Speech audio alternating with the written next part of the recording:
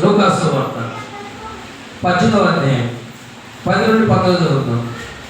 లూకాసు సువార్త 18వ అధ్యాయం 10 నుండి 19. దేని చేయటంట?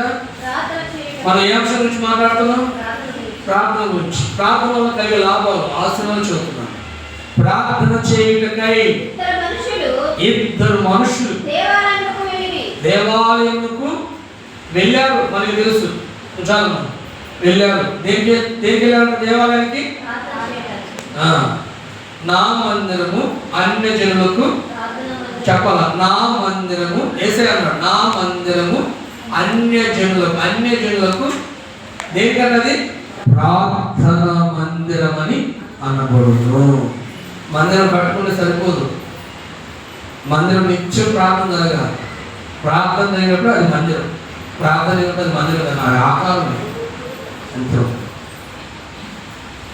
దేవునికి స్తోత్రం, హల్లెలూయా. కనుక దేవుడు పెట్టారు.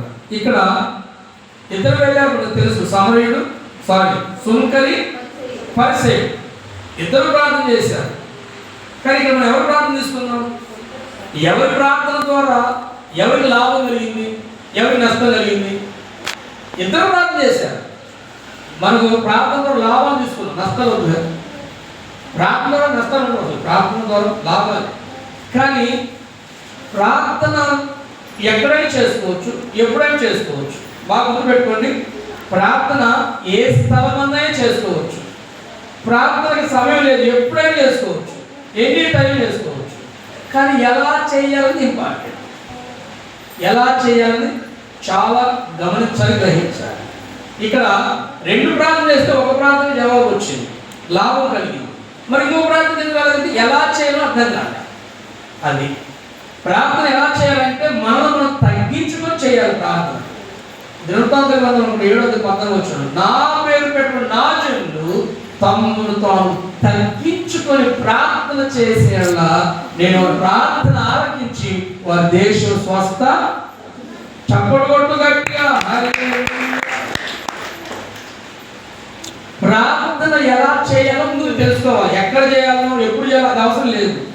ఎలా చేయొచ్చు, ఎక్కడైనా చేయొచ్చు, ఎక్కడైనా చేయొచ్చు, ఎప్పుడైనా చేయొచ్చు. ఎలా చేయాలో తెలుసుకోవాలి. నిన్ను నువ్వు తగ్గించుకొని చేయాలి ప్రార్థన. ఆమేన్. కానీ ఇక్కడ మొట్టమొదటిగా ప్రార్థన ద్వారా చెబుతున్నానే పాప క్షమాపణ జరుగుతుంది, పాప క్షమాపణ కలుగుతుంది. ఫస్ట్ ఆఫ్ ఆల్ ప్రార్థన ద్వారా చెప్పండి, ఆ సుంకరి ఏమయ్యాడు? అతని పాపములన్నీ క్షమించబడ్డాడు, లేక రక్షించబడ్డాడు. చెప్పడం అవసరం గట్టిగా హల్లెలూయా. పాపము క్షమించబడటం ప్రతి వ్యక్తి జీవితంలో ప్రాముఖ్యమైన సంగతి. ఏమండి? పాపం క్షమించబడటం అనేది ప్రతి వ్యక్తి జీవితంలో. నేనే పాపం చేయలేదు, నేనే పాపం ఎడను, నాకు ఎందులో పాపం ఒప్పుకునేది కాదు.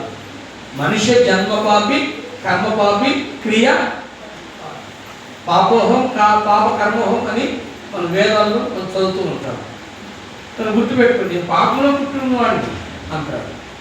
కనుక నీ పాప క్షమాపణ కొరకై, నీ జీవితంలో పాపం క్షమించబడి కొరకై ప్రార్థన చేయవలసిన ఆవశ్యకత ఎంతైనా ఉన్నది. మొట్టమొదటి మెట్టు ఒక అన్యుడు లేక ఒక వ్యక్తి ప్రభువులో స్థిరపడటానికి, బలపడటానికి, నాటబడటానికి, ఎదగటానికి ఫస్ట్ మెట్టు ఏంటంటే పాప క్షమాపణ కొరకే ఫస్ట్ మెట్టు. ఆమేన్, హల్లెలూయా. కనుక ప్రార్థనలో మనం అడిగినవన్నీ పొందుకుంటాము అని హామీ లేదు. గుర్తుపెట్టుకోండి, ప్రార్థన చేయాలని అన్ని పొందుకుంటామని కూడా గ్యారెంటీ, హామీ ఏమి లేదు. కానీ మన జీవితంలో ఉన్న పాపములను, లోపములను గుర్తెరిగి విరిగి నలిగిన హృదయంతో దేవుని సన్నిధిలో ప్రార్థన చేసిన క్షమాపణకు హామీ ఉంది. గట్టి చెప్పడు, గట్టిగా హల్లెలూయా. విరిగి నలిగిన హృదయంతో దేవుడిగా నువ్వు సమీపిస్తే, ఆశ్రయిస్తే, నువ్వు నేను పాపిని గ్రహిస్తే, నా పాపములు క్షమించబడాలి, నా పాపములను విడుదల పొందాలని నువ్వు ఆలోచించి గ్రహిస్తే, ఆ మనసుతో దేవుని దగ్గరికి వస్తే ఆయన పాపము క్షమించుటకు సిద్ధ మనస్సు. మీకు ఈ మళ్ళీ నేను భక్తిలోకి వస్తానే ఒక మాట వస్తానే, అసలు ఆయన దోషాన్ని కనిపెట్టి చూస్తే ఆయన దగ్గర ఎవడు చెప్పండి, ఆయన దగ్గర ఎవడు నిలవగలడు? కీర్తన గ్రంథంలో ఉన్నది, నీ యొద్ద క్షమాపణ ఎందుకు? భక్తి చేయటానికి. చప్పడగొడ్డు గట్టిగా నీతిగా బ్రతకటానికి, యథార్థంగా బ్రతకటానికి, పరిశుద్ధులుగా బ్రతకటానికి ఆయన దగ్గర క్షమాపణ దొరుకుతుంది. ఎక్కడ కీర్తన గ్రంథంలో నడుపుతుంది? కీర్తన ఎక్కడ ఉంటుంది? మనుషులందరూ నీ ఎదుట అమాటండి. ఎక్కడుంది అన్నమాట? కీర్తన గ్రంథంలో 130 చూడండి, ఎక్కడుందన్నమాట? నీ యొక్క క్షమాపణ దొరుకును అనే మాట, అద్భుతమైన మాట. చూడండి 130 కీర్తన, 130 కీర్తన 4 భక్తి గురించి రాశారు. చూడండి, యెహోవా 133 యెహోవా నువ్వు దోషులు కనిపెట్టి చూచిన ప్రభువా ఎవడు నిలవగలడు? ఆయనను